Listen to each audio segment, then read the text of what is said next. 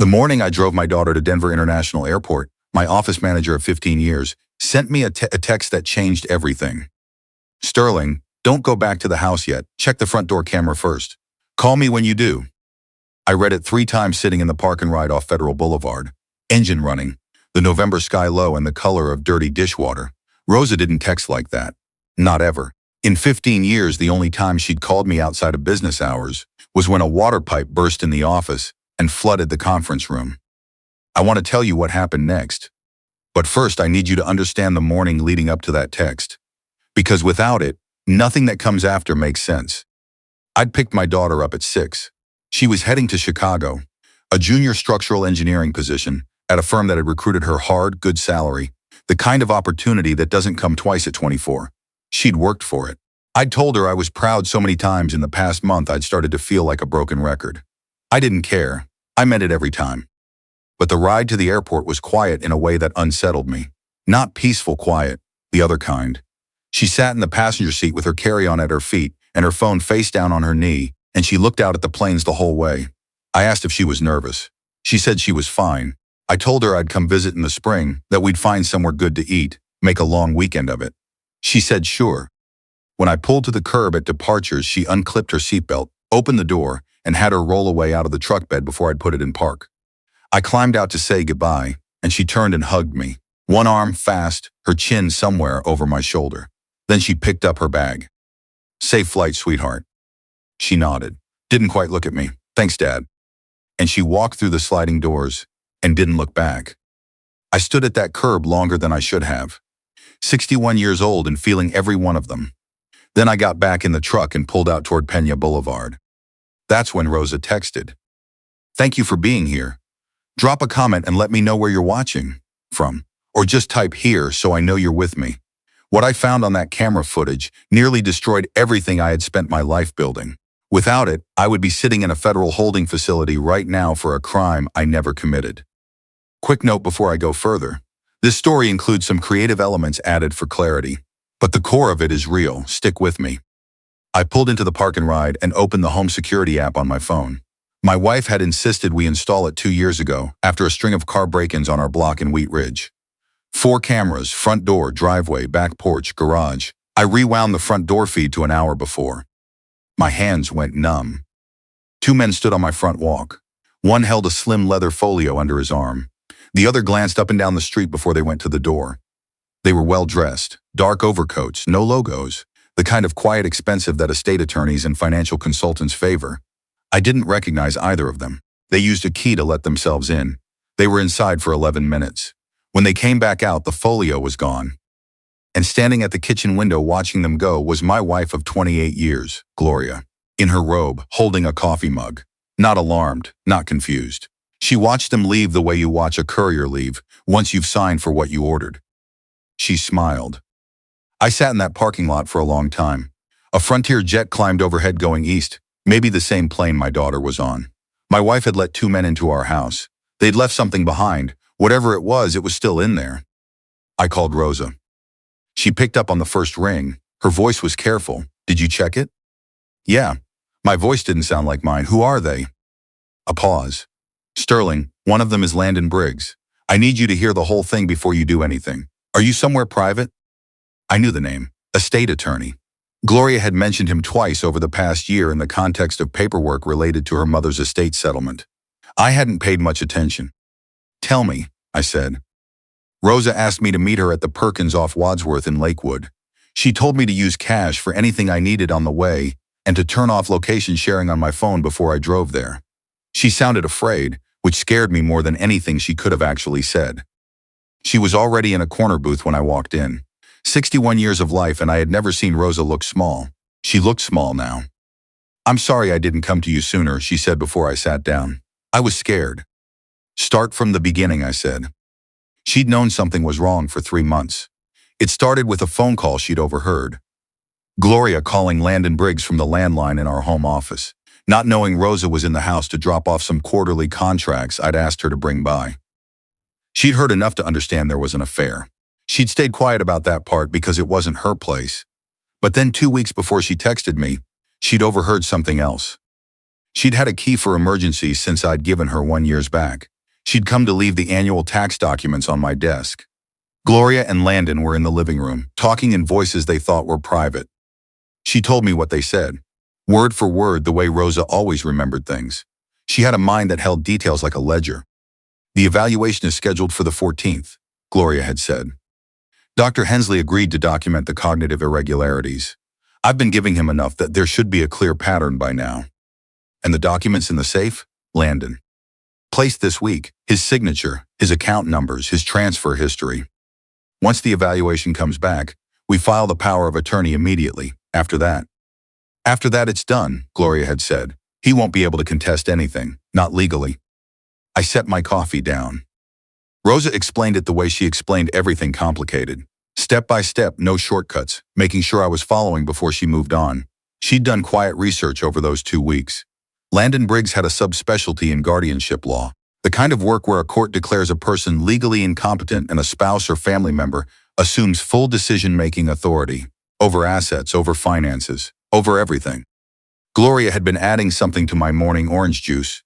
Rosa had seen a small, unmarked brown prescription bottle hidden in the back of the cabinet above the refrigerator and photographed it with her phone.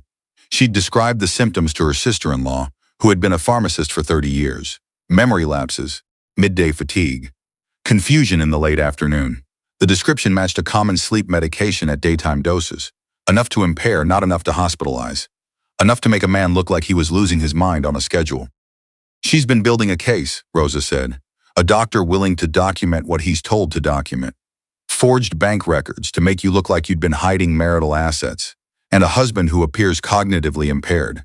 Together, those 3 things would give her complete legal control over everything you own. 28 years. The house I'd designed. The yard where my daughter had grown up. And Gloria had been doing this to me every morning, with a glass of orange juice and a smile. There's more, Rosa said. There was always more. She set a USB drive on the table. She'd been copying emails from Gloria's laptop for 10 days. Gloria had never been careful about logging out, had never thought of Rosa as someone who would look. The emails went back 6 months.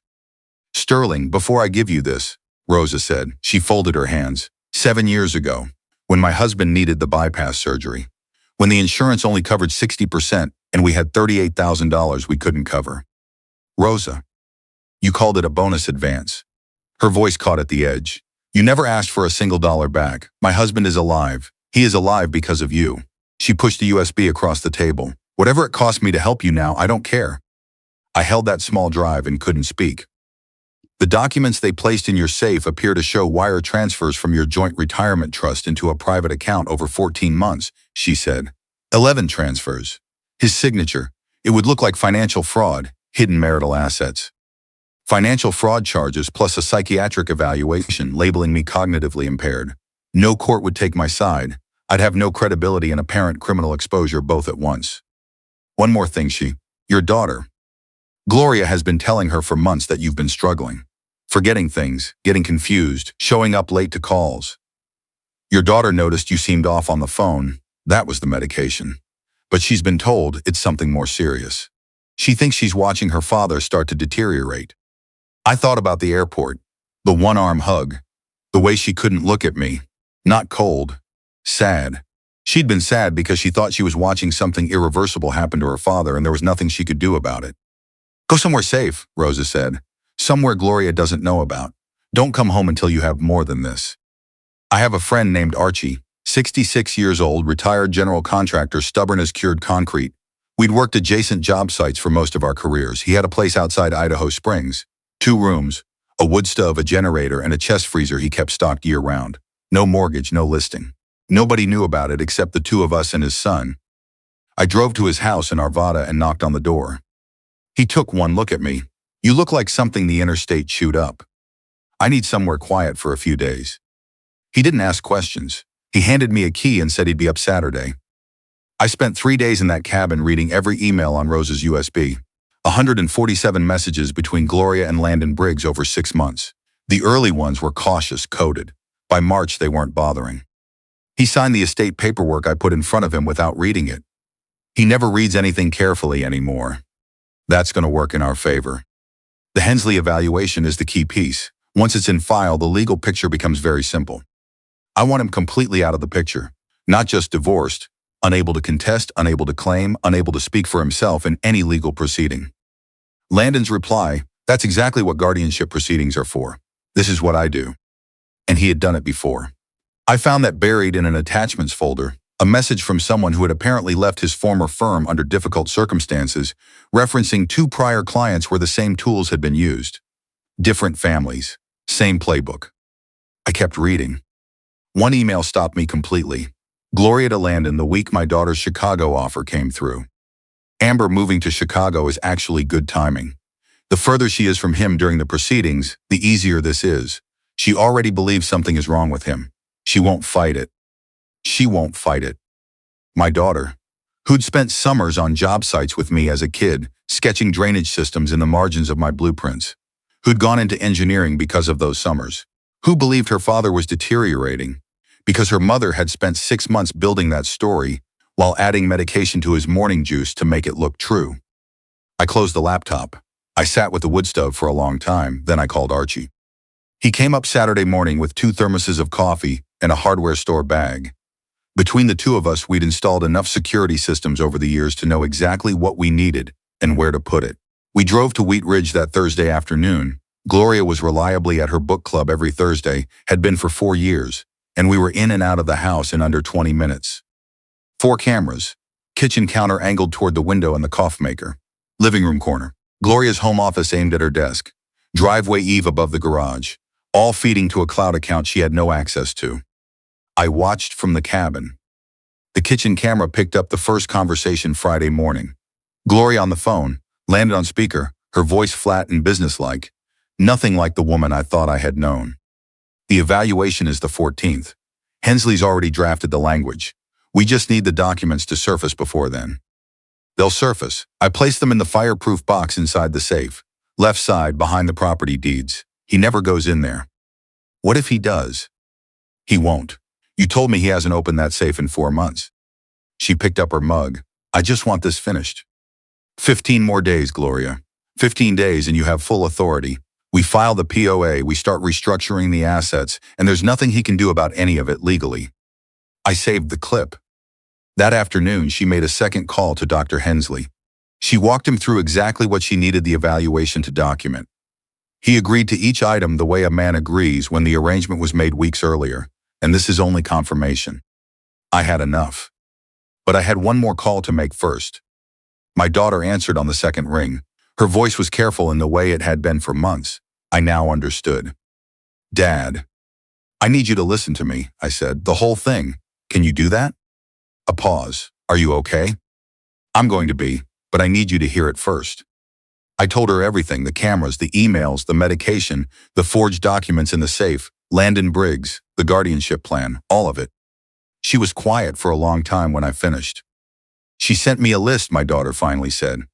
Her voice had changed, thinner, like something in it had given way. Specific incidents where you'd forgotten things. The missed calls, the time you called her by the wrong name. I may have had some foggy mornings. She cried on the phone, Dad, more than once. She made me think I was watching you start to disappear. Her voice broke. I was so scared and so sad and I didn't know what to do with any of it, so I froze at the airport. I couldn't even hug you properly. I couldn't look at you, because every time I looked at you, I thought about losing you. I know. I should have called you directly. I should have asked you. I was 24 years old and I just let her tell the story. You believed your mother, I said. That's not a failing. It is, I know it is. She was crying now. Tell me what you need me to do. Come home, I said. Come home and tell the truth. She landed the next afternoon. That evening, the 4 of us, my daughter Archie, Rosa, and I, sat at a diner off Alameda I'd been going to since before my daughter was born. We went over everything. She didn't hesitate. We set the meeting for Saturday morning at the house. My daughter called Gloria that night and said she'd flown back because she was worried, that she wanted to be there, that she was behind the family. She called Landon the next afternoon and thanked him for the help he'd given her. Reviewing her Chicago lease agreement months ago, told him she was relieved things were moving forward, that she knew her father needed care. He thanked her warmly, said she was doing the right thing. Landon came to the house Friday evening. My daughter was upstairs. The kitchen camera ran the whole time. He stood at the counter and went through the schedule like a contractor reviewing a punch list. Evaluation on the 14th. POA filing on the 16th pending results. Asset restructuring beginning the week after. The house listed within 60 days. What about Amber? Gloria asked. She's not a problem. She's not contesting anything. She has her own life in Chicago. She'll accept the outcome. Gloria looked at the counter. I almost feel guilty about the orange juice situation. I may have overdone it. It produced the right results, Landon said. That's all that mattered. 42 minutes, both of them. On camera, in my own kitchen, date and timestamp burned into the corner of the frame. I sent the footage to a friend named Beck, who had built out my office network years ago. He spent 2 hours verifying that nothing had been compressed or altered in a way that could be challenged. This is clean, he said. This is admissible. I contacted an attorney that night, a criminal defense attorney in Aurora, whose name I'd kept in my files for years after a colleague had spoken of him with the kind of trust that only comes from someone who's been through real trouble. I sent him everything, the emails, the footage, Rosa's photograph of the medication bottle, bank records showing that no actual transfers had occurred from my accounts during the period the forged documents claimed. Get some sleep, he said. We're going in the morning. We met at the house at 9 on Saturday, my attorney Beck, Rosa, Archie, my daughter. Gloria came out of the hallway with her reading glasses on and a book in her hand. And when she saw me standing in my own living room, her face went through several things in a fast sequence. Sterling? Our daughter brought me home, I said. And I think you should hear what she knows before you try to explain anything. My daughter stood beside me. She didn't look away from her mother. Mom, she said, I know about Landon. I know about the medication. I know about the documents in the safe and the guardianship plan and the evaluation. Dad showed me, and so did the camera footage from this kitchen. The recalculation on Gloria's face stopped. What replaced it was something else. Not guilt exactly, but the recognition that there was no angle left. The recording is already with my attorney, I said, along with 6 months of emails, along with Rosa's photograph of the bottle, along with evidence that Landon has run this same scheme on 2 other families. My attorney stepped forward and recommended she call her own counsel before saying anything further. She sat down on the couch. Landon Briggs was arrested at his Cherry Creek office that same afternoon. Gloria was taken in for questioning 2 days later. Charges followed within the week: conspiracy to commit financial fraud, forgery, criminal possession of a controlled substance with intent to administer without consent. The elder abuse statutes added further exposure given the premeditated nature of the scheme. Dr. Hensley surrendered his medical license before the state board could act and cooperated fully in exchange for reduced charges. The trial ran 4 months and concluded in 3 days of deliberation. Guilty, both of them on every count that mattered. Landon received 7 years.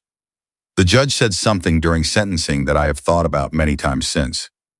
You identified a man at a vulnerable point in his life and you built a system designed to erase him. The law exists precisely for moments like this one. Gloria received 4 years. Her attorney argued she'd been led into it by Landon. There was enough truth in that to matter to the judge. I didn't contest the lighter sentence. I was done fighting. The forged documents were formally expunged. The home security footage was entered into evidence and determined unaltered. Dr. Hensley's prepared evaluation was thrown out in its entirety. I kept the house. 6 weeks after sentencing, my daughter flew back to Denver for a long weekend. She's doing well in Chicago. She loves the work, which is all I ever wanted for her. She brought me a coffee mug with the city skyline on it, handed it over without ceremony, and I use it every morning. We sat on the back porch the first evening. The front range lit up the way it does in November, all that orange and purple running along the ridgeline. She had both hands around a mug of tea. I keep thinking about the airport, she said. One arm, I said. She winced. I thought I was watching something happen to you that I couldn't stop. I was so scared and I didn't know who to be angry at, so I went cold. I know. I should have asked you directly. I was 24 years old, and I just let her be the narrator. She was your mother, I said, and she was very good at that story. We sat without talking for a while. The comfortable kind of quiet, the kind that doesn't need anything added to it. Rosa came by the next morning with tamales made from her mother-in-law's recipe. Her husband Ernesto came with her, a big quiet man with gray at his temples who took one look at me when they arrived and then pulled me into a hug that lasted long enough to mean something real. My wife says you are a stubborn man who refused to be finished, he said. That's about right, I said. The four of us ate on the back porch. Rosa's tamales and my daughter's store-bought fruit salad, because she has never learned to cook and doesn't pretend otherwise. It was ordinary in all the ways that ordinary becomes remarkable when you've come close enough to losing it. I want to leave you with the thing this whole ordeal taught me, not the practical lessons, though those matter. Get your own attorney, know your accounts, document everything. Don't ignore it when something feels wrong. But the deeper thing is this. I had spent 28 years trusting without watching. Not suspicion, I don't mean suspicion. I mean attention. I stopped paying attention to my own life. I thought trust meant looking away, letting someone else carry the weight, assuming everything was fine because I wanted it to be fine. I was wrong about that. Love that holds is love that stays awake. I also learned something about what it means to do good without keeping score. 7 years before any of this, I wrote a check for a woman who worked for me and was in crisis. I didn't do it expecting anything. I did it because Rosa's husband was in trouble, and I had the means to help, and that seemed simple enough. When my life came undone, the person who stepped into danger for me was the person I had shown up for first. Generosity doesn't always return to you, but sometimes, when it matters most, it saves your life. My daughter and I talk more carefully now. She calls on Sunday evenings and we actually say things, not just fill time. She asked me once, a few months after the trial, if I was angry at her for believing her mother. I told her the truth. For about 20 minutes in that mountain cabin, reading an email that said she won't fight it, yes. And then I thought about who had told her that story, with what resources, over how long a period of time, and I understood that she hadn't failed me. She'd been failed by someone she was never supposed to have to doubt. We're rebuilding, one honest conversation at a time. That's all you can ask for when something has been broken this badly, not to go back to what it was, but to build something truer in its place, one day at a time. Drop a 2 in the comments if you made it to the end. I'm glad you were here. And if any part of this felt familiar, if someone close to you has ever tried to rewrite your story without your permission, or if you felt the ground shift under a life you thought was solid, you are not alone. Watch your accounts. Watch your health. Pay attention to the people who show up when it costs them something. And take care of each other. That part still matters most.